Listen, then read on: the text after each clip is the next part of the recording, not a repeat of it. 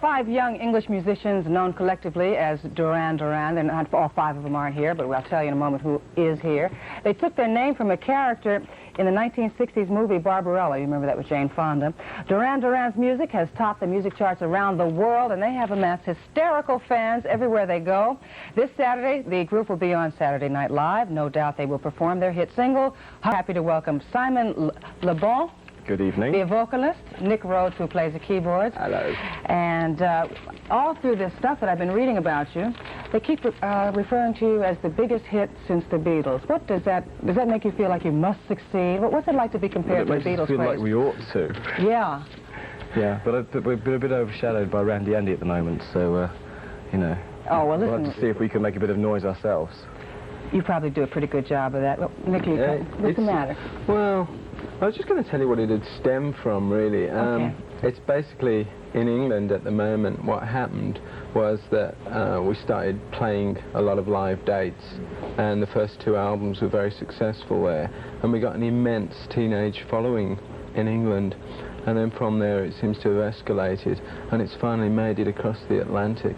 And when we arrived at the airport the other day in New York, there was loads of fans there, which was really nice. And I bet it was. Did any cynical thing come out and you said, I wonder who hired these people to be here? Or, I mean, did it stun you? I mean, or did you know that it was genuine? I mean, I guess maybe I'm a little bit of a cynic. I would say, because it'd be too good to be true. No, it's pretty stunning. I don't know, you don't tend to sort of, you don't want to think that anybody's hired them or anything like that. No, we know them quite well.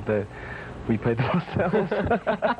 If I were to ask you some of the bizarre fan reactions that you have, they would, I'm sure, cover things that made you smile, things that frightened you. If anybody wants to see what kind of bizarre reactions there are, you can actually see that. We're going to be at the Video Shack on Saturday. Got that one in, didn't I? Boy, you know, they said, hey, these guys have only been around for a few seconds. You've been around long enough to learn the politics of promoting yourself. That's fine. Yeah. Where'd you say you were going to be? At the Video Shack. Oh. In Times Square. But do tell me about some of the fan reactions. Japan was pretty... Japan is absolutely hair-raising. I mean, you get followed around by about 15 taxis wherever you go. And they sort of leave messages underneath your doors, climb up the drain pipes, appear out of the wardrobes, under the carpet, you know. When you come into your hotel room, you have people already in your room. I see, I would be excited to a certain extent, but I think after a while it would either annoy me or it would frighten me, one of the two.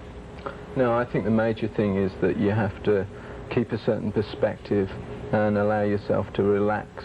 Not get wound up by everything that goes on, because if you took everything incredibly seriously, you'd probably have heart failure. I mean, we're so busy all the time nowadays that you really do have to sit back and...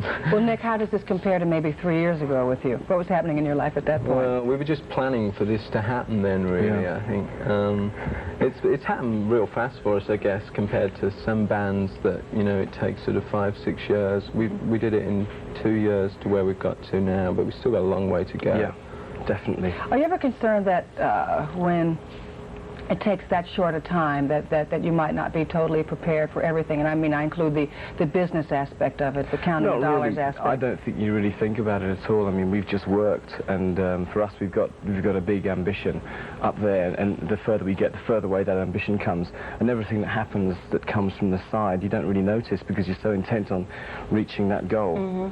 And as long as you've got a focus, as long as you've got a sense of perspective as well, you're able to kind of survive. We have something here in cable television called MTV, which is a station that plays all musical groups. Have they been real important to your career? Incredibly important, yeah. I mean, the fact was there was a great resistance against new English music when Duran Duran first came over to America 2 years ago, because we've toured the country 3 times now. We've released 2 albums which have been very successful in most other places in the world apart from America. And I think that's partly to do with distance and partly to do with the fact that we just couldn't get through to people. We couldn't get exposed on radio and television. But fortunately MTV picked up on our videos, which we've done sort of all over the world and things. They're not just ordinary studio videos.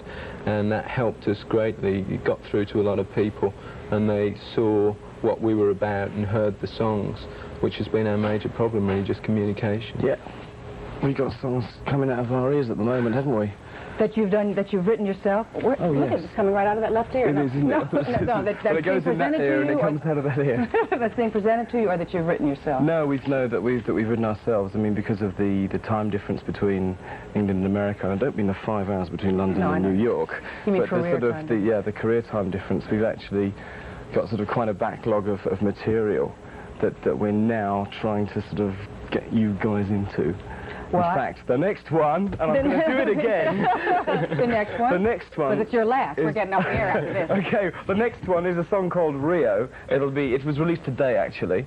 If you haven't heard it and you haven't seen the video, get it because it's real special. All right. We thank you both for coming by. We wish you the best this time around. I'm sure the crowds are there and you're playing little bigger places and everything's just wonderful for you.